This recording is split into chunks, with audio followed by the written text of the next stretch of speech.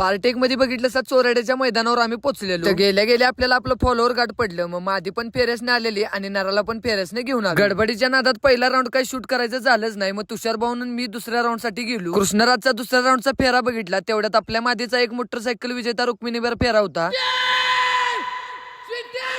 तिचा फेरा झाल्यावर तुषार भाऊ इकडे लॉट बघून आले. तेवढ्यात मॅक्सचा पण फेरा आला.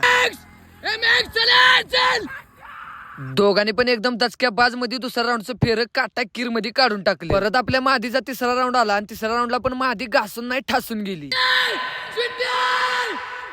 मॅक्सचा पण तिसरा राऊंड एकदम तगडा झाला. गड्यानं वयाच्या मानाने एकदम काटाकीर लढत दिली. त्या 15 महिन्याचा वाघ आपला काटाकीर पळत होता. आपली ज्युनियर जुगनी उर्फ स्वीटी एकदम खतरनाक आणि दचक्याबाज पळाली आणि या चोराडीच्या मैदानात 176 श्वानामध्ये 14वा नंबर केला.